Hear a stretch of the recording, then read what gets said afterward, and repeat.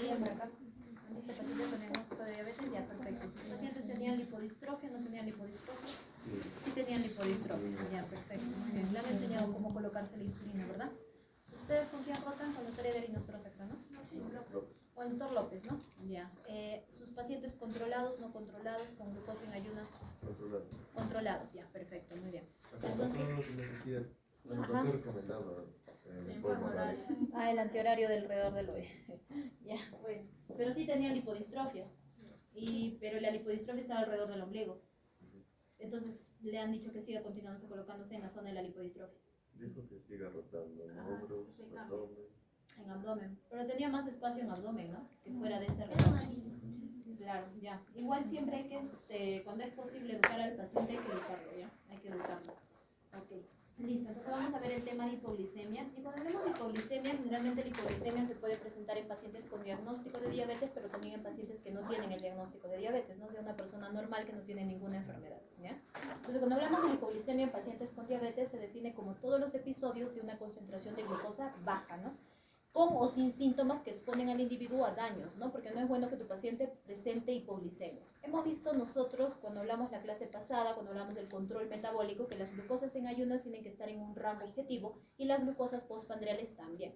Entonces, en ese afán, nosotros pedimos una hemoglobina glicosilada que representa por lo menos el promedio de glucosas que tiene tu paciente, pero esa hemoglobina glicosilada no te va a decir cuántas hipoglicemias hizo tu paciente, ¿no? En cambio, cuando le aplicábamos el sensor y el monitoreo continuo de la glucosa, había un gráfico donde había una zona donde tu paciente se veía que hacía el declive y hacía las hipoglicemias, ¿no? Y sobre todo, a veces son de madrugada y a veces el paciente no lo percibe en madrugadas, ¿no? ¿Ok? Entonces, esas hipoglicemias exponen daño al paciente y es por ello importante saber si tu paciente está haciendo o no está haciendo hipoglicemia. ¿Por qué es importante prevenir las hipoglicemias? Porque el cerebro depende casi exclusivamente de la glucosa como combustible, o sea, nuestro cerebro no almacena glucosa, no produce glucosa, entonces la glucosa depende de la glucosa que tengamos nosotros en la sangre. Entonces la absorción adecuada de glucosa del plasma es esencial para la función cerebral normal y nuestra supervivencia, ¿no? Entonces por ello que es importante que los niveles de glucosa sean los adecuados. Tenemos mecanismos fisiológicos y conductuales, por ejemplo, ¿quién no ha cenado hoy? ¿Quién no ha venido cenando? Ya, muy bien. Entonces, por ejemplo, ellos necesitan energía, ¿no? Para que su cerebro funcione, sus órganos funcionen. Entonces, como no han cenado, probablemente van a tener un mecanismo conductual, el querer buscar una comida, ¿no? Entonces, cuando salgan, probablemente vayan a cenar, ¿no? Entonces, compren un pastel, un sándwich, etc., ¿no? Entonces, esos mecanismos conductuales y los fisiológicos, porque el cuerpo trata de compensar ese bajón de glucosa, ¿no? Tu cuerpo no te va a mantener en hipoglicemia. Entonces, por eso existen las famosas hormonas contrarreguladoras, ¿no? Que las conocemos como los 4 fantásticos, ¿ya? Y corrigen rápidamente la hipoglicemia, ¿no? La finalidad es de que tu glucosa esté normal en sangre, ¿ya? Entonces, por eso es importante prevenir la hipoglicemia, sobre todo por nuestro cerebro, ¿no? Entonces, cuando hablamos nosotros de hipoglicemia, vamos a ver cuáles son las hormonas contrarreguladoras, y así como hablábamos de la secreción de insulina por las células beta pancreáticas, tenemos que recordar que también hay una respuesta de hipoglicemia frente a la hipoglicemia en los pacientes, ¿no? Entonces, esta respuesta de hipoglicemia se presenta cuando la glucosa cae entre 80 y 85. O sea, si mi glucosa está entre 80 y 85, todavía no está en rango de hipoglicemia, pero que va a haber una disminución de la insulina, ¿no? ¿Por qué? Porque ¿qué hace la insulina? ¿Cuál era el mecanismo de acción de la insulina? Ayudaba a que los expresen los glucosados. Ya, pero teníamos mecanismo directo y mecanismo indirecto, ¿no? Lo vimos en la segunda clase, ¿no? Después de obesidad. ¿Cuáles eran? Paola, ¿verdad? Ajá, Paola, ¿cuáles eran? ¿Cuáles eran los mecanismos de la insulina? Tenía mecanismo directo e indirecto, ¿no? Ya, voluntario entonces. ¿Quién ha estudiado? Muy bien, Valeria. Los directos son disminuye la producción hepática de la glucosa y también disminuye la gluconeogénesis. Ya, muy bien. Entonces, si la insulina aumentaría en frente a la hipoglicemia y la insulina disminuye la producción hepática de glucosa, disminuiría la glucosa, ¿no? Entonces, por eso tiene que disminuir la insulina, ¿no? Perfecto. ¿Y el mecanismo indirecto cuál es? Ajá, tú misma, Valeria. Disminuye la secreción de glucagón y también inhibe la liberación de ácido nítrico. Ajá, perfecto, muy bien. Entonces, disminuye la insulina, ¿no? Entonces, cuando la glucosa está entre 80 y 85, por ejemplo, el de sus compañeros, si la glucosa estuviera en 80, ahorita en 85, va a disminuir su secreción de insulina, ¿ya? Y esto se ve en una manifestación de la sintomatología con sensación de hambre. Entonces, cuando el paciente baja su glucosa, la primera manifestación que va a tener es hambre, ya hambre. Entonces, por eso busca un mecanismo conductual de buscar algo y comerlo, ¿no? Después de la disminución de la insulina que se presenta, la primera hormona contrarreguladora, el incremento del glucagón con una glucosa entre 70 y 75 miligramos por decilitro, ¿no? Entonces, incrementa el glucagón. A medida que va disminuyendo nuestros niveles de glucosa, se va a producir un incremento de la glucogenólisis y un incremento de la gluconeogénesis, ¿no? Con la finalidad de producir mayores niveles de glucosa, ¿no? Posteriormente se va a activar un mecanismo cuando tenemos la glucosa entre 65 y 70 y se incrementa la epinefrina, ¿no? Se incrementa la epinefrina. Y este sería la otra hormona contrarreguladora que tenemos frente a la hipoglicemia. Y por último, vamos a tener la activación de la hormona de crecimiento junto con la ¿qué más? Cortisol, ¿no? Perfecto. Entonces hay un incremento del simpático adrenal, ¿no? Entonces hay un aumento de esas otras dos hormonas contrarreguladoras que la vamos a ir viendo aparte. Entonces, si la pregunta del examen fuera, ¿cuál es nuestra tercera defensa o cuál es nuestra tercera línea de defensa frente a la hipoglicemia? Viene a ser la secreción de la epinefrina, ¿ok? Entonces, actuando a través de dónde actúa la epinefrina, a través de los receptores beta-2 adrenérgicos, ¿no? ¿Qué produce? Aumenta la producción de glucosa principalmente en el hígado y en menor medida en los riñones. Entonces, de esa manera favorece el incremento de la glucosa, ¿no? Promueve la lipólisis en el tejido adiposo, dile que pase tu compañero. Promueve la lipólisis en el tejido adiposo, aumentando la entrega de sustratos. ¿No hay ventanita?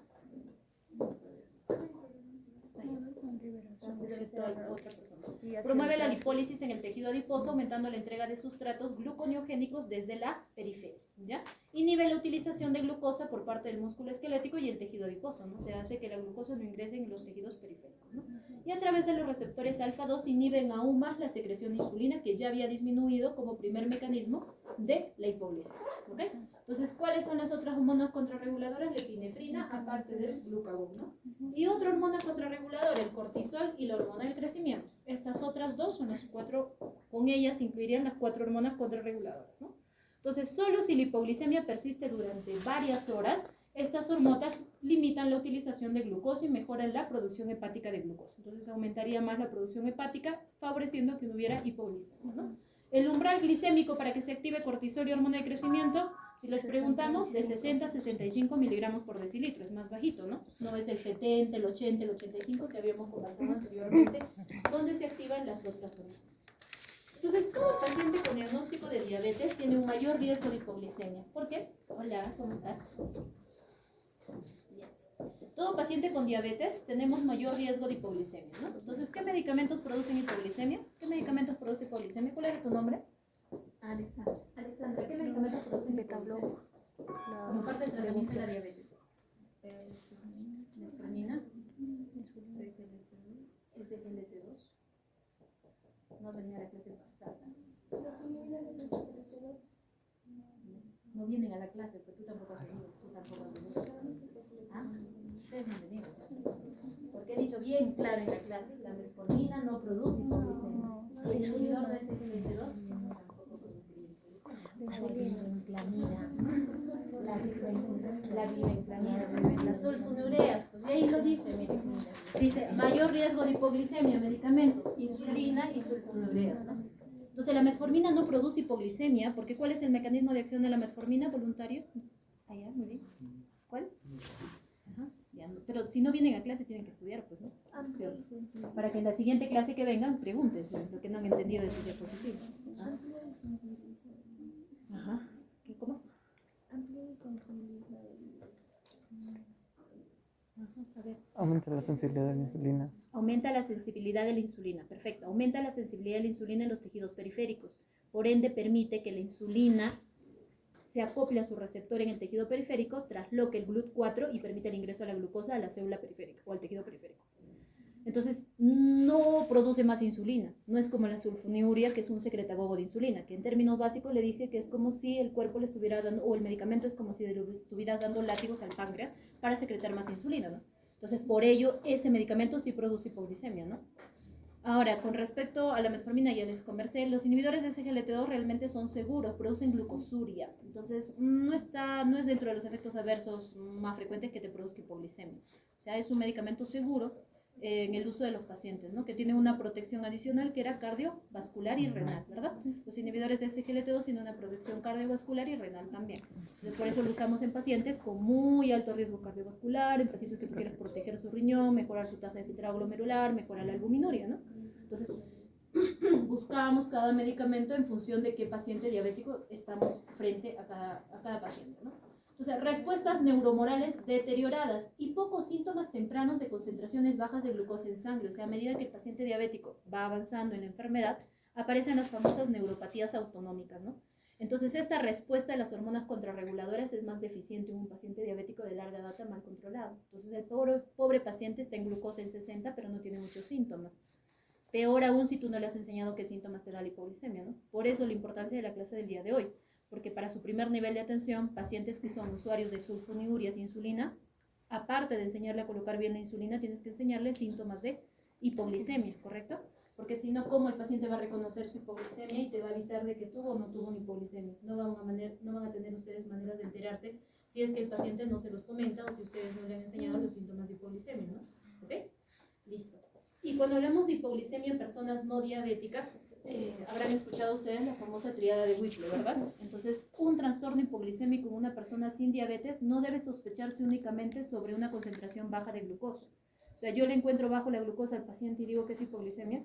No, necesita presentar síntomas del paciente y que se resuelven los síntomas con el tratamiento. Esa es la famosa triada de Whipple. Entonces, si la pregunta por ahí, no sé, ustedes son internos en emergencia y un médico les pregunta cuál es la triada de Whipple, síntomas compatibles con hipoglicemia, una glucosa baja y que se resuelva la hipoglicemia con el tratamiento que tú instauras, ¿no? Es uno de los pocos trastornos de conciencia que se resuelven muy rápido. O sea, tu paciente llega con trastorno de la conciencia, la enfermera le tomó la glucosa, está en 20, tú giraste, la enfermera le dio el tratamiento para la hipoglicemia y tu paciente ya está despierto. O sea, es de los trastornos de conciencia que más rápido se resuelven, ¿no? ¿Okay? A diferencia de los otros trastornos de conciencia. Entonces, hay que recordar esta triada de Whipple, sobre todo para los pacientes con hipoglicemia que no tienen diagnóstico de diabetes, ¿no? Cuando hablamos acerca de la clasificación de hipoglicemia, la clasificamos en diferentes niveles, ¿ya? Entonces, lo primero que tenemos que recordar que hipoglicemia en un paciente diabético, ¿con cuánto de glucosa es? Menos de 70. Si tú tienes una glucosa menos de 70 miligramos por decilitro, estás frente a una hipoglicemia en un paciente diabético, ¿ya? Entonces, nada de que 80, doctora, 90 por allá, 100, doctora, no, ese valor ya se ha instaurado. Menos de 70 es hipoglicemia en un paciente diabético. No suele suceder en un paciente no diabético. Esto es para el paciente diabético. ¿Estamos? ¿Ok? Entonces, el nivel 1 es con una glucosa menor a 70, pero mayor o igual a 54. El nivel 2 implica una glucosa menor a 54. Y en el nivel 3 es un evento grave caracterizado por una alteración de conciencia independientemente del nivel de la glucosa, pero que tu paciente solito no puede resolver su hipoglicemia. Requiere de una segunda persona para resolver su hipoglicemia. O sea, por eso aquel paciente que probablemente genere un trastorno de conciencia y necesite ir a emergencia para que un personal de salud atienda su hipoglicemia. O en casa todos están preparados de cómo resolver y resuelvan la hipoglicemia que el paciente presenta, ¿no? Pero necesita la ayuda de una segunda persona porque ese paciente tiene trastorno de conciencia. Este nivel 3 no significa que su glucosa esté en 10, en 20, en 30, ¿no? Puedo tener un paciente en 40 y tener ese nivel 3. Puedo tener una glucosa en 50 y tener el nivel 3. O sea, es independientemente salud del nivel de la glucosa, ¿ya? Entonces, eso sí tienen que recordarlo, menos de 70 hipoglicemia en el paciente diabético, ¿no? ¿Cuál es la clasificación clínica? Porque así como tenemos una clasificación con puntos de corte para hablar de hipoglicemia, tenemos una clasificación clínica, ¿no? Y en la clasificación clínica nos dice si es que tu paciente presenta síntomas o no, y de acuerdo a eso es la clasificación. Entonces tenemos la hipoglicemia sintomática documentada. ¿Qué significa? Que tu paciente tiene síntomas de hipoglicemia y tú le encuentras una glucosa menos de 70. Por ejemplo, ustedes son residentes de primer año, vamos a imaginar de medicina interna, y la enfermera te llama y te dice que el paciente le ha encontrado una glucosa en 50. Tú te acercas al paciente, es un paciente diabético, usuario de insulina, te acercas al paciente y el paciente te dice que ha tenido temblores, sudoración, palpitaciones y tiene una sensación de hambre muy intensa. Esa es una hipoglicemia sintomática documentada. Lo documentaron con una glucosa menos de 70, pero el paciente tiene síntomas. Caso contrario es que la enfermera te llame, le tomó en el hemoglucotés 50 y tú vas y el paciente no tiene síntomas. ¿Será una hipoglicemia o no será una hipoglicemia? No. Puede no ser una hipoglicemia, ¿no? Ajá. Porque los glucómetros también se descargan, pues, ¿no? ¿Ok? Entonces, la hipoglicemia sintomática, ¿qué significa? por ejemplo, en este caso que les comenté, podríamos estar frente a una hipoglicemia asintomática. Su glucosa menos de 70, pero no se acompaña de síntomas típicos de hipoglicemia. O sea, podrías estar frente a una hipoglicemia asintomática, ¿no? Sobre todo si es un diabético de larga data y ya no tiene una respuesta de hormonas contrarreguladoras normales. Los síntomas no van a ser tan floridos, ¿ok? Entonces, los síntomas que vamos a ver nosotros a continuación no son tan floridos como en un paciente diabético, tal vez que no tenga una alteración de la respuesta de las hormonas contrarreguladoras, ¿ya? Recuerden, cuando hablamos en clase pasada de complicaciones, yo les había mencionado que las complicaciones crónicas existen micro y macrovasculares, ¿no? ¿Cuáles serán las microvasculares? Por allá veo. ¿Cuáles son las microvasculares? No has leído. Ya, al fondo, a ver, los que no han venido. Ustedes no han venido a la clase pasada. ¿Cuáles son las complicaciones microvasculares? Accidentes cerebrovasculares, stroke. Complicaciones microvasculares. Macro es el stroke. Neuropatía diabética, muy bien, otra. Retinopatía. Muy bien, ¿y la otra? Nefropatía. Nefropatía diabética, ¿no? Ya todos son diabéticos, ¿no? Es de arriba a abajo. Primero ojos, riñón y luego nervios, ¿no? ¿Ok? Ya. ¿Y la neuropatía diabética, cuáles son todas las presentaciones que hay? Y eso lo vimos la clase pasada. ¿Y a la más común cuál es? ¿Y diabético no? Polineuropatía simétrica. Polineuropatía simétrica. Ascendente. Que no son una manifestación clínica, no son el tipo que no son, pero esa manifestación clínica es de un tipo de neuropatía. ¿Qué neuropatía? Polineuropatía Polineuropatía diabética simétrica. simétrica distal, ¿verdad? Por eso son las molestias son simétricas y son en extremidades, ¿no? En los pies, en ambos pies bilateral, ¿no? O sea, polineuropatía simétrica distal, ¿no? Y los otros tipos son neuropatía autonómica, las mononeuropatías, ¿no? ¿No? No han Sí, leído. había mucho. Ya, entonces la polineuropatía simétrica distal es la más común, pero también hay neuropatías autonómicas, ¿no? ¿Y qué implica neuropatía autonómica? Una gastropatía diabética, por ejemplo, que ustedes habrán visto en gastro, ¿no? ¿Qué más? No, había más. ¿Qué otra neuropatía autonómica existe? Los pacientes hacen taquicardias a veces, ¿no? Taquicardias sinusales. Taquicardias sinusales, ¿no? Entonces la neuropatía autonómica es a todo nivel, ¿no? No solamente es ese daño de nervios periféricos que predispone a hacer un pie diabético que me comentaste, ¿no? El pie diabético tiene un poquito más de complicaciones porque no solo es por neuropatía, puede ser por deformación ósea del pie, ¿no? Por tejidos hiperkeratóxicos que salen en los piecitos, por enfermedad arterial periférica, que es una complicación macrovascular, ¿no? Entonces hay una combinación de varios aspectos o de varias condiciones que favorecen una úlcera y un pie diabético, ¿no? ¿Ya? Entonces la hipoglicemia sintomática, ya saben, no hay síntomas, pero la glucosa está menos de 70. ¿Ya? Y la otra clasificación es la probable hipoglicemia sintomática. Probable porque le dicen, es evento durante el cual los síntomas típicos de hipoglicemia no van acompañados de una medición del nivel de la glucosa. Y es lo que le pasa a los pacientes muchas veces, ¿no? No tienen un glucómetro en casa, pero el paciente tú le has explicado los síntomas de hipoglicemia y el señor te dice que tiene todos los síntomas de hipoglicemia.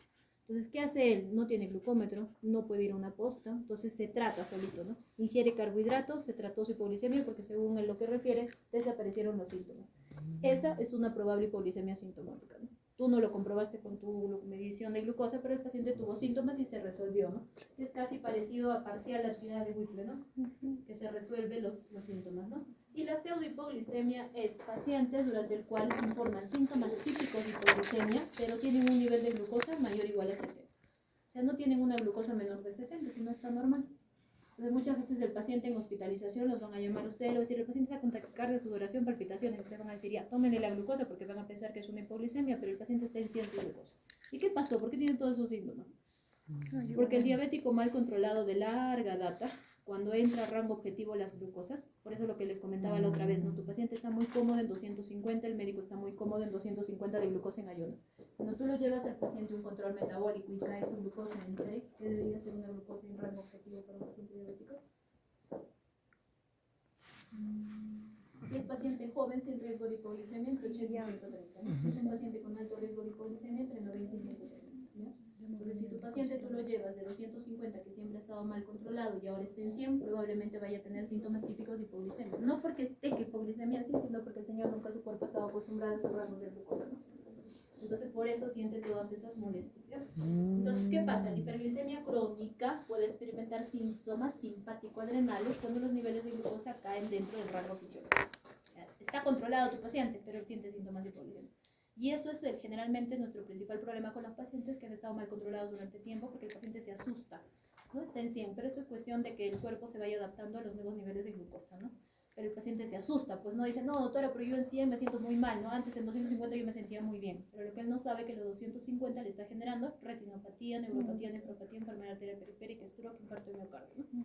¿Ok? Entonces hay una serie de alteraciones producto de esos niveles de glucosa altos, ¿ya? Entonces es una pseudohipoglicemia, ¿ya?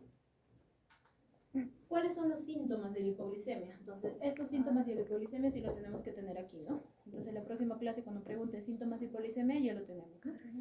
Los síntomas se dividen en dos grupos, unos son autónomos o autonómicos y los otros son los síntomas neuroglucopénicos. Cuando yo digo autonómicos, lo divido en dos, en los síntomas adrenérgicos y en los colinérgicos.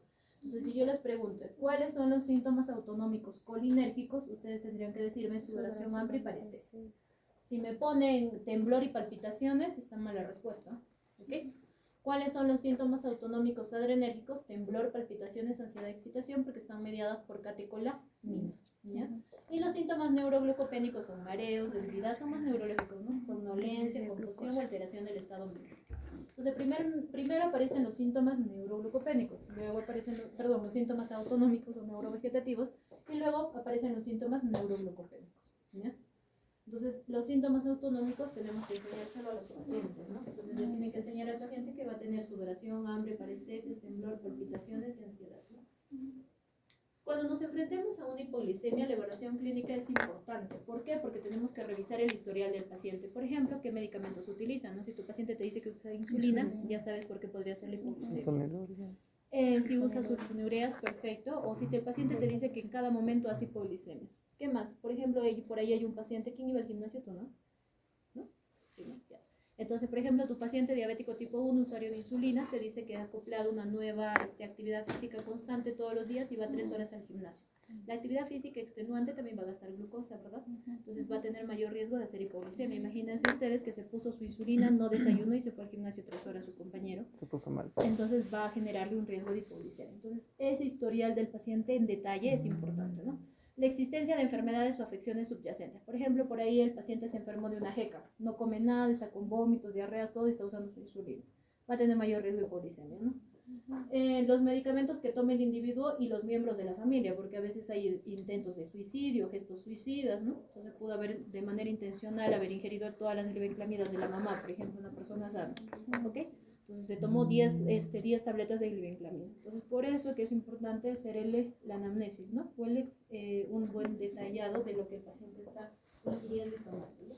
Entonces eso es parte de la evaluación clínica. Parte de los signos y de tu evaluación física implica diaforesis y palidez, ¿no? Si tú ves un paciente que llega todo diaforético, sudoroso, ¿no?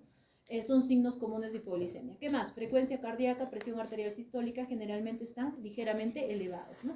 Mientras que la presión arterial diastólica cae, ¿no? Lo que lleva a un aumento de la presión del pulso. A medida se observan manifestaciones neuroglucopénicas. Alteración del conciencia, alteración del comportamiento, deterioro cognitivo o anomalías psicomotoras, ¿no? Y en ocasiones se producen déficits neurológicos transitorios, ¿no? El daño neurológico permanente es raro, ¿no? Y eso es bueno, ¿no? Porque si no tendremos muchos pacientes con daño neurológico permanente, ¿no? Y si ocurre, es más probable en personas con diabetes e hipoglicemia grave y prolongada, ¿no? Imagínate el paciente con hipoglicemia que nadie se dio cuenta, vive solo el paciente y está 24 horas, no sé, el tiempo que pueda estar ahí sin que nadie lo pueda auxiliar, ¿no? ¿Ok? Entonces esos pacientes van a tener mayor riesgo de lo que estamos hablando del daño neurológico, ¿no? Entonces, por eso es importante que ustedes le enseñen a su paciente a identificar síntomas de hipoglicemia, porque si ese paciente que vive solo lo identifica su hipoglicemia cuando tenía hambre nada más y sudoración, puede acudir a una consulta, puede ir a emergencia, pero no va a poder hacer eso porque está con el trastorno de conciencia, ¿no? Sobre todo los adultos mayores o pacientes con alto riesgo de hipoglicemia. Entonces, ¿qué favorece hipoglicemia en un paciente diabético? Tenemos precipitantes directos y tenemos factores relacionados con el paciente y el tratamiento. Por ejemplo, si tengo un paciente alcohólico, va a tener mayor riesgo de hipoglicemia, ¿verdad? Tengo un paciente con falla renal crónica, voy a tener mayor riesgo. Falla hepática, va a tener mayor riesgo de hipoglicemia. Entonces, todos los factores de riesgo de hipoglicemia tienen que saberlo. ¿Y por qué cada uno produce riesgo de hipoglicemia? Por los mismos mecanismos por el cual se produce la compensación de la hipoglicemia con las hormonas contrarreguladoras, ¿no? Entonces tenemos, por ejemplo, comidas retrasadas o salteadas, lo que le comentaba, ¿no? Del diabético tipo 1, usuario de insulina, que va a hacer ejercicio ahora 3 horas al día, todos los días y no desayuna. Ya se salteó su comida y se puso encima su insulina. Y el bajo conteo de carbohidratos en las comidas. Doctora, ahora ya sé contar conteo de carbohidratos, sé cuánta cantidad de carbohidratos estoy ingiriendo y el paciente se reduce su cantidad de carbohidratos, pero no reduce su uso de insulina. Ese paciente también va a tener riesgo de hipoglicemia. Actividad física excesiva, ¿no? Se puso su insulina, hizo mucha actividad física. Errores en la medicación. Doctora, me dijeron que era 10 unidades de insulina de Gludet, ¿no? Que es la insulina análoga en lapicerito. Pero me confundí y en vez de ponerme 10 me puse 20, ¿no? O el paciente antes con las insulinas NPH, ¿no? Doctora, me dijeron 5, pero la verdad es que no vi bien y lo cargué hasta el 50. Entonces ese paciente te va a entrar con trastorno de conciencia. Por eso todos los pacientes que les dije la primera vez que hablamos del tratamiento con insulinoterapia, educación al paciente, ¿no? O sea, antes de iniciar insulina tienes que educar a tu paciente, porque no le vas a decir, señor, pongas insulina y no le dices la dosis de insulina que se va a poner, ¿no? O no le vas a enseñar a dónde ponerse la insulina, porque se va a poner en el músculo y el señor va a entrar con una hipoglicemia, ¿no? ¿Okay? O le vas a dar una superdosis, la dosis máxima de insulina cuando tu paciente tiene falla renal, ¿no? O sea, merita insulina, pero no le vas a dar la dosis máxima a ese paciente con alto riesgo de hipoglicemia. Le darás una dosis intermedia, ¿no? O la dosis más baja de la que hemos conversado, ¿no? ¿Cuál es la dosis de insulina que se inicia un paciente diabético tipo 2? 0.3 a 1 miligramos por kilogramo.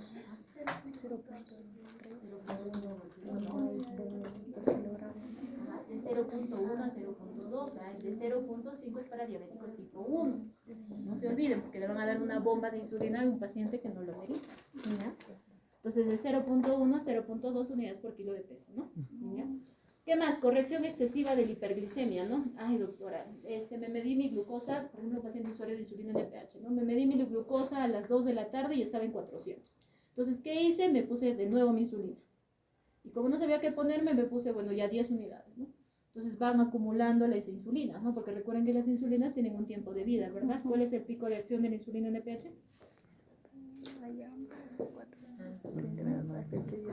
De 6 a 8, 12, 16, 6, 8. 24 horas. Pues 4.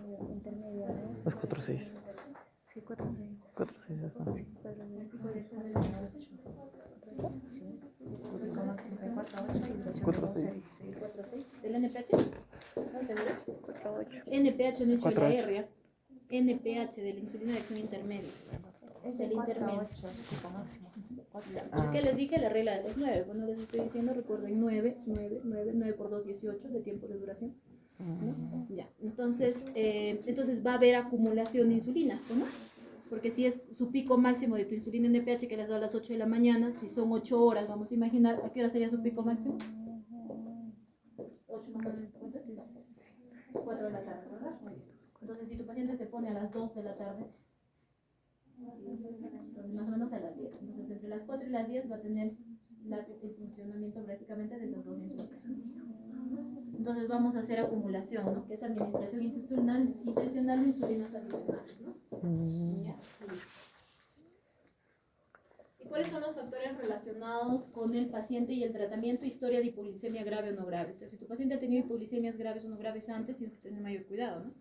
Mayor duración de la diabetes también. Edad avanzada, ingesta de alcohol, medicación de insulina sulfonilureas, demencia o deterioro cognitivo, desnutrición con agotamiento de glucógeno, enfermedad renal crónica, disfunción hepática. Entonces, todos estos factores pueden favorecer a la hipoglicemia en tu paciente. Todos estos factores tenemos que valorarlo antes de iniciar una dosis de insulina, antes de recomendar algo adicional al paciente, hay que valorar todos estos riesgos de hipoglicemia, ¿no?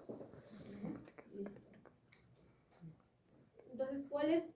Vamos a ver ahora, antes de ver el tratamiento de la hipoglicemia, que es la parte final, cómo hacemos la evaluación de hipoglicemia en un paciente no diabético. O sea, ya hemos hablado de un diabético, que es súper sencillo, ¿no? Glucosa menos de 70, valores factores de riesgo de por qué tu paciente hizo hipoglicemia, hago una muy buena historia, lo examino muy bien, y prácticamente el tratamiento es súper sencillo. O sea, es dentro de las patologías que más rápido se resuelven, el tratamiento es sencillo. La hipoglicemia en personas sin diagnóstico de diabetes es un poquito más minucioso y detallado hacer el diagnóstico del paciente. No van a hacer el diagnóstico en el primer nivel de atención porque el diagnóstico es hospitalario, ¿okay? Entonces, revisar el historial también es importante, porque tu paciente no puede tener diabetes, pero por intención pudo haber tomado las glibenclamidas de mamá, como les decía, ¿no? Y entrar con hipoglicemia al hospital, o se colocó la insulina de la mamá, ¿ok? Ingresó con hipoglicemia, ¿no? Enfermedades críticas, deficiencias hormonales. Por ejemplo, el paciente que tiene déficit de cortisol, ¿va a ser hipoglicemia?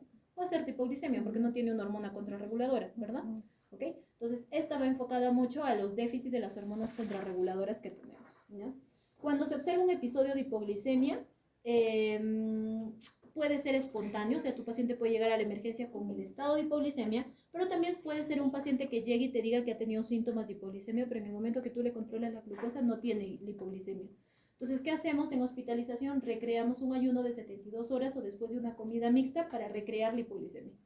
O sea, hay que recrear la hipoglicemia en hospitalización para hacer el estudio, ¿ok? Pero bueno, a veces tenemos suerte, el paciente viene ya con hipoglicemia, entonces es más fácil el estudio, ¿no? Viene con hipoglicemia, hacemos el estudio. Cuando la causa del trastorno hipoglicémico no es evidente, o sea, no hay una causa evidente, por ejemplo, yo sospecho que este paciente es alcohólico y vino por eso su hipoglicemia. Es evidente, ¿no? Pero en un paciente que no es evidente hay que hacer un estudio adicional, que es el que vamos a ver posteriormente. ¿Cuál es la causa de hipoglicemia hiperinsulinémica más frecuente? Es el insulinoma, ¿ya? El insulinoma ustedes lo han escuchado, ¿no? Entonces, el insulinoma que te produce una hipoglicemia hiperinsulinémica. Y esto sí es pregunta de examen del ENAM, recién dado, en todos los exámenes les gusta preguntar insulinomas, ¿no? O sea, el insulinoma te produce una hipoglicemia hiperinsulinémica, ¿ok? Entonces, puede producirte una hipoglicemia en ayunas o postpandriales, ¿no? O sea, puede ser ni bien despertó tu paciente de hipoglicemia o después de la ingesta de comida, ¿cierto? Entonces vamos a ver cuál es el estudio. Primero tenemos que saber cuál es el punto de corte para decir hipoglicemia en el paciente no diabético, ¿no? Entonces la literatura te dice menos de 55, hipoglicemia en el paciente no diabético, ¿ya? Y en otra literatura menos de 54. O sea, no es como el diabético, no es menos de 70, es menos de 55. Entonces, por ende, doctora, por ahí me llamaron y me dijeron, la enfermera me llama y me dice, este paciente tiene 69 de glucosa, ¿tiene hipoglicemia? No tiene hipoglicemia, ¿no? Esos 69 se puede explicar porque ayunó desde hace más o menos 24 horas, por ejemplo. Va a tener hipoglicemia, ¿no? ¿Ok? Entonces, menos de 55 empezamos el estudio. Entonces, ¿cuál es el estudio? ¿Qué pedimos? Glucosa, insulina, péptido C, ¿no? Es lo que tenemos a la mano nosotros. Doctor, ¿y proinsulina, beta-hidroxibutirato? No lo tenemos, ¿no? Porque se acuerdan que para crisis hiperglicémica y ceto, les dije que los cuerpos cetónicos, ¿dónde lo vemos? En orina, ¿verdad? En orina, claro, porque el beta-hidroxibutirato en sangre no hay, ¿no? No lo tenemos en el medio, solo no lo dosamos, ¿no? No lo tenemos en el medio. Entonces, beta-hidroxibutirato deberíamos medirlo así, pero acá por lo menos es caro. Péptido C tampoco lo tenemos en los hospitales, no sé si en el salud lo tenemos. Lo medimos de manera particular, ¿no? Entonces, normalmente pedimos insulina, péptido C, ¿no? ¿Ok? Entonces, por ejemplo, si yo tuviera mi glucosa menos de 55 y mi insulina alta y mi péptido C bajo, ¿cuál es la causa? Insulina exógena. O sea, significa que mi paciente se administró insulina. ¿Ok? Por eso mi insulina está alta y mi péptido C está bajo. Entonces, ¿quién recuerda la fisiopatología de la secreción de la insulina por la célula beta pancreática? Voluntario. ¿Sí? Ya, muy bien. Dígalo. Porque en función de eso vamos a entender cómo se hace el diagnóstico de esto más sencillo para que no memoricen. Tiene 3 cadenas. Bórralo. La bella, sí. Medali, ¿no? Entonces todos atentos, ¿ya, chicos? Si no, van buscando sus diapositivas donde está la fisiopatología de la secreción de la célula beta pancreática.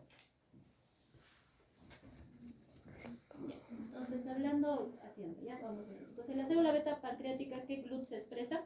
2.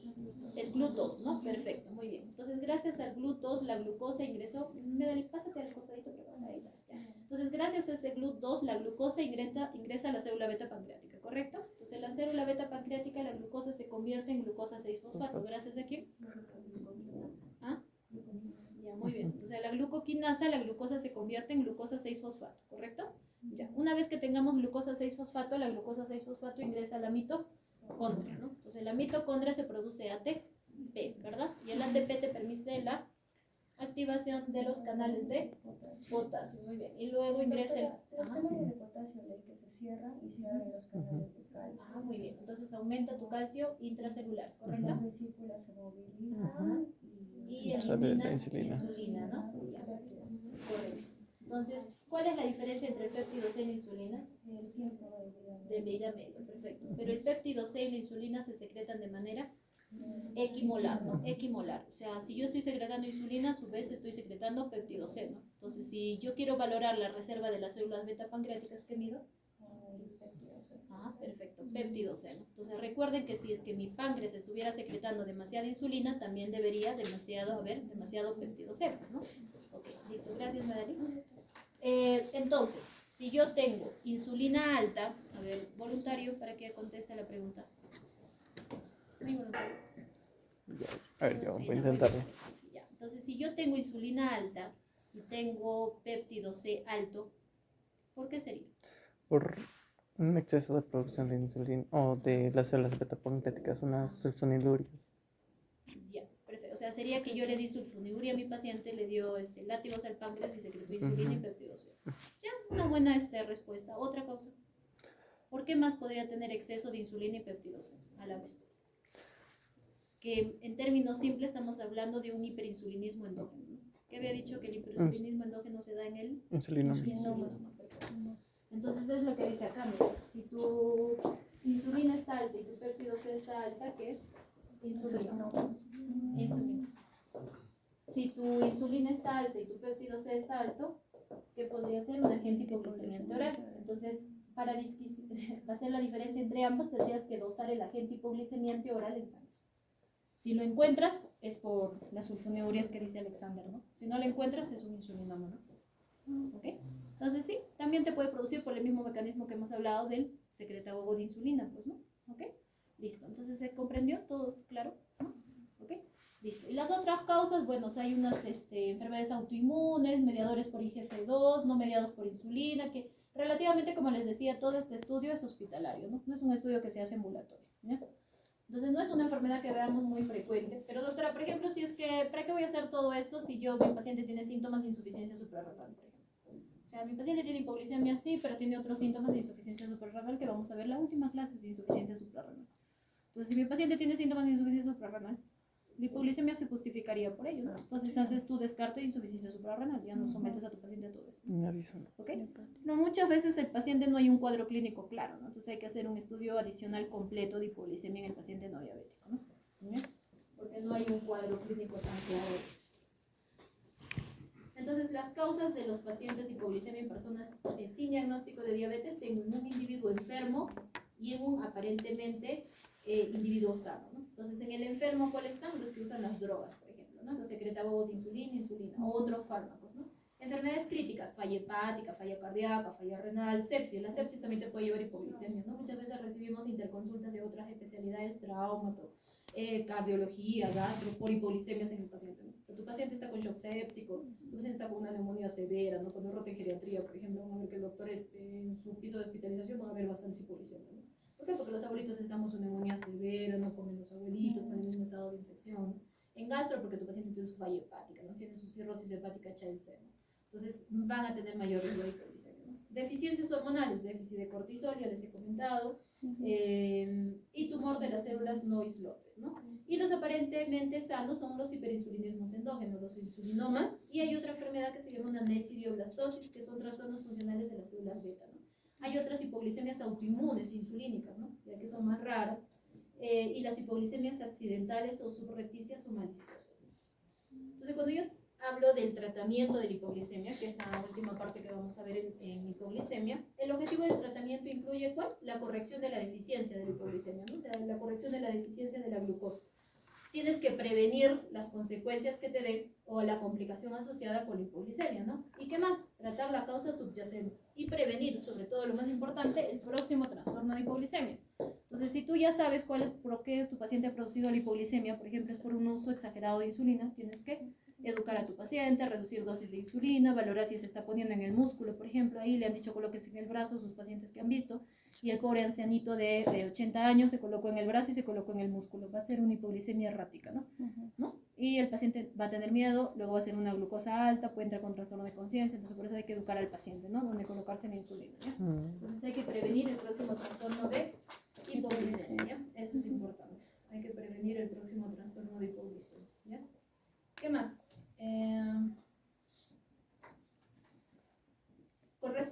al tratamiento, vemos aquí en este cuadro, por ejemplo, ¿no? Dice sintomatología compatible con hipoglicemia. Entonces, tu glucosa menos de 70, ya sabemos en un paciente con diagnóstico de diabetes, ¿no? Tu paciente va a tener síntomas, puede estar asintomático también, ¿no? Hemos visto que podemos tener los dos tipos de pacientes. Si tu paciente está inconsciente, si tenemos a la mano, podemos administrar glucagón, como dice a la mano derecha, ¿no? Del gráfico. O si no, administramos dextrosa endovenosa, ¿no? Porque no le voy a administrar vía oral a mi paciente que esté inconsciente porque se va a aspirar, ¿no? Y luego vas a tener una neumonía aspirativa, ¿correcto? Ya. Y si tu paciente está consciente, aplicamos la regla de los 15. ¿Qué significa la regla de los 15? 15 gramos de hidratos de carbono, ¿ya? O su equivalente. Y medimos la glucosa a los 15 minutos. O sea, primero le das 15 a 20 gramos de hidratos de carbono, relativamente como regla de los 15 es 15 gramos de hidratos de carbono. Entonces, doctora, ¿y cuáles los 15 o 20 gramos de hidratos de carbono que corresponden? Pues vamos a ver cuáles corresponden a los 15 o 20 gramos de hidratos de carbono y tenemos, por ejemplo, una cucharadita de azúcar es 5 gramos de hidratos de carbono. ¿Cuántas cucharaditas de azúcar le vas a decir que mezcle en un vaso de agua? 3. 3, ¿no? Cucharaditas, o no cucharas. Porque las cucharas son 15 gramos de hidratos de carbono. Cucharaditas 5. O sea, 3 cucharaditas de hidratos de carbono, ¿no? ¿Ok? Listo. En un vaso de agua, ¿no? Ahora tenemos, por ejemplo, la Coca-Cola. 28 gramos de azúcar tiene 240 mililitros en un vaso. Es preferible administrarlo líquido que lo sólido, ¿ya? Entonces eso del caramelito, del chocolate mini sublime, eso no es lo ideal, ¿no? A pesar de que el paciente pueda tener en la bolsa eso, ¿no? O sea, revisa su bolsa y ahí encuentras, ¿no? Todo el mini sublime, ¿no? El paciente se siente un poquito más ya de hambre y ya se toma. Tenemos pacientes de ese tipo, ¿no? ¿Okay? Entonces, 26 gramos de azúcar, 240 mililitros, que es un vaso de Inca Kola, ¿no? De Inca Kola. 2 rebanadas de pan, de estas tajadas de pan, 24 gramos de hidratos de carbono, ¿ok? Listo, ¿qué más? El cifrut, Frubus, ¿no? Frubus, 26 gramos de hidratos de carbono, ¿no? 240 mililitros, un vasito. 18 gramos de azúcar, 240 mililitros del cifrut. Entre Frubus y cifrut, mira, el cifrut tiene menos hidratos de carbono. 4 galletas de las galletas de vainilla, 28 gramos de hidratos de carbono. El mini sublime o el mini chocolatito, 16 gramos de hidratos de carbono. O sea, si tu paciente se come ese chocolatito, tendría 16 gramos de hidratos de carbono, ¿no? ¿Okay? Entonces, esto es importante porque el paciente te va a preguntar, ¿no? Pero doctor, no tengo azúcar y tenía una gaseosa. O sea, 240 mililitros, ¿no? En promedio, ¿no? Un poquito menos puede ser, tal vez, ¿no? Porque es entre 15 a 20 gramos de hidratos de carbono. Ya.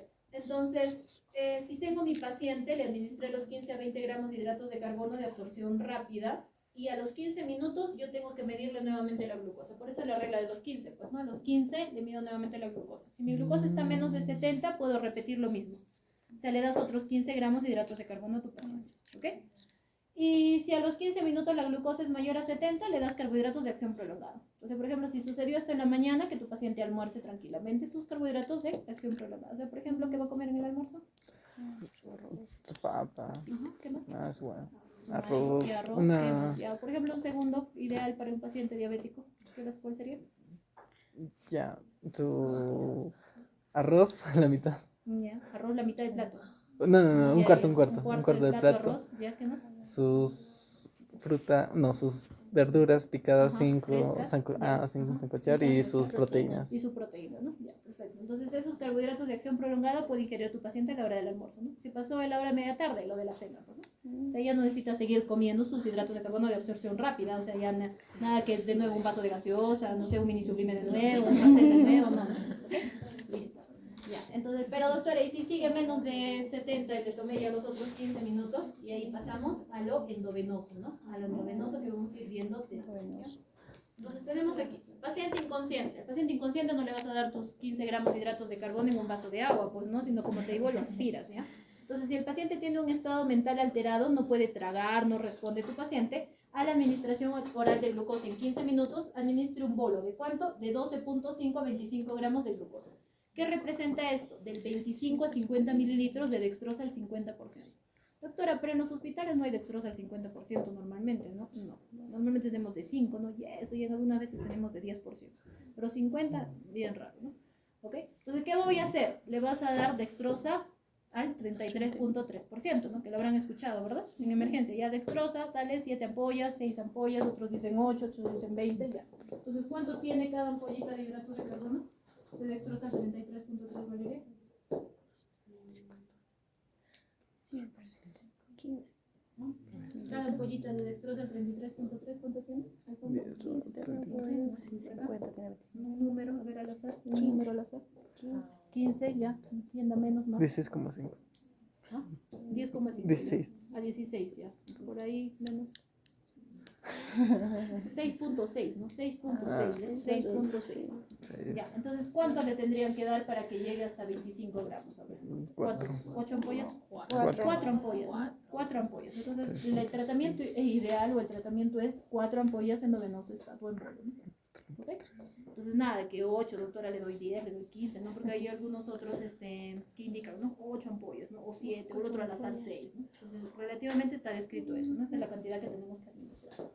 Mide la glucosa en sangre 10 a 15 minutos después del bolo y vuelvan a administrar los 12 a 5 si la glucosa todavía sigue baja, ¿no? O sea, si es necesario incrementarla, administramos nuevamente. Si no se puede administrar glucosa por vía parenteral u oral, porque la enfermera no encuentra la vía, la que ha padecido la enfermera no encuentra la vía, ¿no? Que le damos 1 miligramo de glucagón intramuscular o subcutáneo, si tenemos glucagón, ¿no? Por eso hay pacientes de que en casa, por ejemplo, ya sufren de hipoglicemias repetitivas, tienen su glucagón ahí, ¿no? Entonces, en casa mismo ya el familiar está preparado, viene y el glucagón y le administra intramuscular, ¿no? ¿Ok? Entonces, eso podría ser una opción, ¿no? La respuesta puede ser transitoria y debe ser seguida de una monitorización cuidadosa de la glucosa, ¿no? Y administración de glucosa por vía oral o intravenosa según sea necesario, ¿no? Entonces, por ejemplo, doctora, mi paciente entró con hipoglicemia y tiene un déficit de hormona contrarreguladora, el cortisol.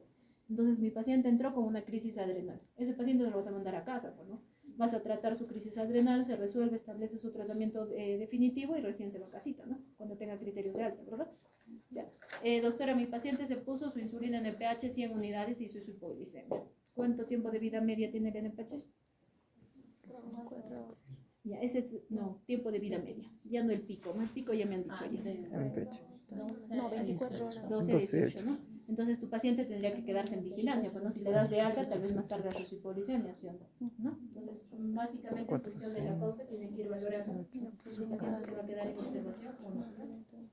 Entonces, posteriormente a ello, si tu paciente está consciente, ya puede comer, ¿no? Carbohidratos de acción lenta, ¿no? Pero si no, administrar una glucosa de mantenimiento adicional por vía endovenosa, y la infusión endovenosa de dextrosa debe asegurar la administración de 6 a 9 miligramos por kilo por minuto de glucosa, ¿no?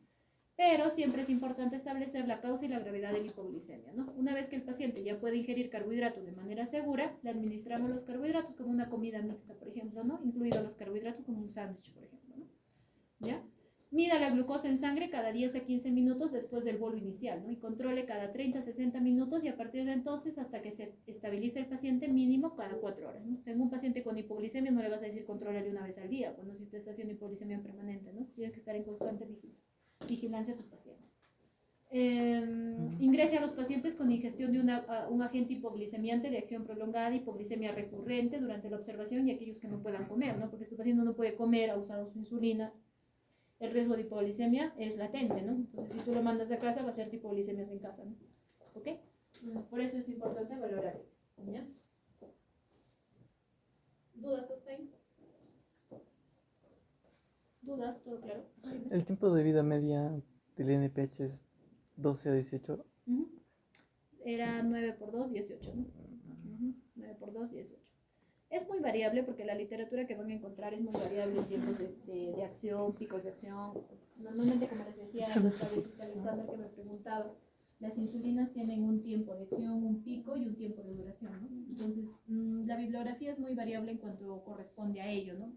Muchas bibliografías se parecen, pero no van a encontrar que todas las bibliografías te digan lo mismo, ¿no? Entonces, por ejemplo, lo que hemos considerado nosotros es del libro Williams, ¿no? El que les he puesto en las diapositivas de la semana pasada es del Williams, ¿ya? Pero hay pequeñas variaciones, como les digo, o sea, no es estable. Por ejemplo, de los análogos también, ¿no? De las insulinas tipo lapicero, esas no hacen pico. Por ejemplo, si les pregunte cuál es el pico de los análogos, no tienen pico. Ellos hacen meseta nomás. O sea, siempre son planos, ¿no? O sea, simulan mejor nuestra secreción basal, pues, ¿no? Porque mi secreción basal de insulina que estamos teniendo todos ahorita es así, ¿no? Una secreción basal. Entonces los análogos simulan mucho eso, por eso los análogos no tienen mucho riesgo de hipoglicemia, no hemos visto, ¿no? No tienen mucho riesgo de variabilidad glicémica, ¿no? De subidas y bajadas, ¿no? De hipoglicemias y hiperglicemias, ¿no? ¿Ok? Ya. ¿Otra pregunta más? ¿Por qué las infecciones pueden causar o sea, pueden ser el factor para un, producir ca- hipoglucemia. un estado hiperosmolar Allá de nuevo. hiperglucémico. ¿Por qué Tu ambos pregunta también? es distinta, entonces, a ver de nuevo. No es de hipoglicemia, O sea, es pues, de crisis hiperglicémica. ajá, las infecciones pueden ser los precipitantes de cetoacidosis diabética, también de un estado hiperosmolar, pero también porque pueden causar una ¿Qué te puede hipoglicemia. producir Ajá, una hipoglicemia? ambos. Ya, ¿por qué crees? Según eran, ¿cómo se llama? El estado, o estado hiperosmolar, todos esos son procesos inflamatorios, catabólicos, creo. Ya. Bueno, eso sí habíamos quedado claro la clase pasada, que todas las crisis hiperglicémicas es un estado inflamatorio, ¿no? Ujú. Porque hay mediado de interleuquinas, ¿no? ¿Qué más estaba? El factor necrosis De tumoral, tumoral, interleucina ajá. 6-8, Ya, perfecto. Y el, generalmente todo este proceso inflamatorio cede y se resuelve una vez tratado en las primeras 24 horas con hidratación e insulinoterapia, ¿no? Entonces, las infecciones predispone a un paciente, no son la causa de la crisis hiperglicémica. Porque ¿cuál es la causa de tu crisis hiperglicémica? Ah, o sea, que te estaba moviéndose algo. Eras tú, ¿no? Con tus cosas. Está bien. Ya. la causa. La crisis hiperglicémica, la causa de la cetoacidosis diabética se da por un déficit absoluto de insulina, eso no lo olviden, ¿no? O sea, no es que la infección te produzca una cetoacidosis diabética, sino que te predispone a. Es como decir un paciente que no usa su insulina va a estar predispuesto a hacer una cetoacidosis diabética. ¿Por qué? Porque este paciente que requiere insulina, tú no le administras, no tiene insulina, hace su déficit absoluto de insulina y entra en acidosis metabólica, ¿no? Estamos, ¿ok? Entonces la infección no te produce, No, pero sí es un factor que predispone, al igual que el tratamiento irregular del paciente o que no use su tratamiento, ¿no? Lo mismo pasa en hipoglicemias, ¿no? Las infecciones favorecerían al consumo de. ¿Qué produciría una infección? Por ejemplo, un caso de un shock séptico, ¿no? Hay una serie de alteraciones producto del shock séptico, ¿verdad? ¿Cuáles son las alteraciones en el shock séptico? A nivel hepático, a ver, vamos a ver. A nivel hepático, ¿qué te produce el shock séptico? Nada de montón. Elevación de transaminasas, ¿ya? ¿Qué más? Bilirrubinas. ¿Ya? ¿Qué más? ¿Qué más a nivel hepático? ¿Qué hace con la glucosa a nivel hepático el shock séptico? ¿Consume, no consume? Disminuye la glucosa, ¿no? Disminuye la glucosa. Entonces, de por sí va a generarte un factor de riesgo para hipoglicemia. Ahora, el paciente con shock séptico, ¿va a comer o no va a comer? No. Probablemente no está ingiriendo alimentos, ¿no? Al menos de que tú asegures una dieta integral a esos pacientes, ¿no? Sobre todo en los adultos mayores vemos más eso, ¿no? Por ejemplo, el paciente con neumonía severa, con su máscara Venturi y todo, el abuelito, ¿no? No come nada, ¿no? Tú le das dieta blanda, dieta traumática, dieta blanda severa, pero el paciente no te lo tolera, ¿no? O está vomitando tal vez, ¿no? Entonces, ese paciente va a tener mayor riesgo de hipoglicemia, ¿no? ¿Ok? Entonces, no es que la infección te produzca crisis hiperglicémica, ¿ok? Entonces, más la fisiopatología es lo que tienes que recordar, ¿no? El déficit absoluto de insulina, eso es lo más importante, ¿ya? ¿Otra pregunta más? ¿Todo claro para los demás? ¿No hay dudas? ¿No hay dudas? ¿No hay dudas? Ya, perfecto. Entonces, ¿cómo hacemos la prevención de hipoglicemia? Y eso sí es importante, ¿no? Porque nuestro primer nivel de atención, primero tienes que enseñarle a tu paciente los síntomas de alerta clásicos de una hipoglicemia, ¿no? Entonces tienes que enseñarle qué síntomas te da la hipoglicemia, que es lo que hemos visto. Causas de hipoglicemia, ¿no? Tienes que identificar cuáles son tus posibles causas. Valoración de la hipoglicemia, ¿no? Registro de hipoglicemias, que es lo que nos cuesta con el paciente, ¿no? Si de por sí nos cuesta el automonitoreo de glucosas, imagínense que registren sus hipoglicemias, ¿no? ¿Ya? Es importante siempre preguntarle al paciente, porque el paciente a veces no lo conoce y lo pasa desapercibido. Viene tu paciente con sus controles de glucosa, si tú no le preguntas si ha tenido sudoración, palpitaciones en algún momento, el paciente no te lo comenta. ¿Por qué? Porque algunos saben, pero otros no, ¿no? Entonces, si no te lo mencionan, tú no vas a poder ajustar el tratamiento, ¿no? Si no, tu paciente va a seguir haciendo hipoglicemias. Tomar medidas ante ejercicio inusual, ¿no? Entonces, no que tu paciente que se va en ayuno, se va a hacer ejercicio y se puso su insulina, ¿no? Va a tener mayor riesgo de hipoglicemia, ¿no? Entonces hay que conversarlo sobre todo con los diabéticos tipo 1, ¿no? Autocontroles regulares y frecuentes, no solo en ayunas, sino postpandreales hemos quedado, ¿no? 2 horas después del desayuno, después del almuerzo, después de la cena. Llevar hidratos de carbono y estar identificado, ¿no? O sea que el paciente que hace hipoglicemias severas tiene que saber qué hacer el familiar también, ¿no? Hay que educar al familiar. Autotratamiento según horario de ingestas y fármacos, pero nada de que ya se me sentí un poquito mal y me comí mi chocolate, me estaba tomando gaseosa, etcétera, ¿no? Entonces tiene que ser realmente síntomas de hipoglicemia, ¿no? Y si es posible medirlo con un glucómetro, mejor, ¿no? Enseñar el tratamiento a familiares y amigos, ¿no? Ante la duda, tratar como si fuera una hipoglicemia, ¿no? Porque es mejor prevenir que tu paciente entre con trastorno de conciencia, ¿no? No omitir ingestas de hidratos de carbono, ¿no? O sea, nada de que se me salteó mi almuerzo, mi desayuno, ¿no? E informar a todo el equipo sanitario de cuál es el tratamiento de los pacientes con hipoglicemia, porque tal vez tú no estás en tu establecimiento, pero puede llegar un paciente con hipoglicemia, ¿no? Y nadie va a saber qué hacer, ¿ya? Y el diabético que más sabe es el que mejor vive, pues, ¿no? Porque si sabe cómo tratar sus hipoglicemias, identificar sus hipoglicemias, va a buscar ayuda lo antes posible, ¿no? Antes de que llegue con trastorno de conciencia en emergencia, ¿no? Entonces, por ejemplo, tuve un paciente, tenía 58 años de edad, lo que recuerdo. Era un paciente que le habían iniciado, bueno, tenía hiperglicemias permanentes y había acudido a un médico particular, le inicia insulina y el paciente ingresa con hipoglicemia. ¿Qué había pasado? Que el paciente tenía un absceso perianal que no se dieron cuenta, ¿no? Entonces, el absceso perianal, que era el cuadro infeccioso, más que el paciente tenía un deterioro renal ya, tenía 2 factores de riesgo para hacer hipoglicemia. ¿Y qué dosis de insulina utilizaron? Una alta dosis de insulina, ¿no? Entonces, obviamente, ese paciente iba a entrar con hipoglicemia en cualquier momento.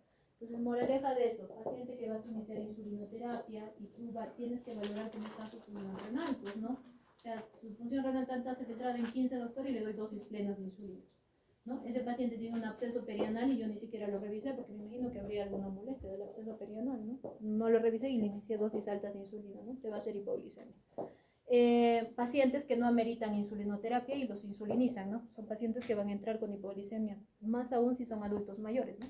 O el paciente joven que le iniciaron insulinoterapia pero eres alcohólico, ¿no? Consume alcohol todos los fines de semana, te va a entrar con hipoglicemia, ¿no? ¿Ok? Listo, chicos. Entonces, si no hubiera preguntas, se las terminado.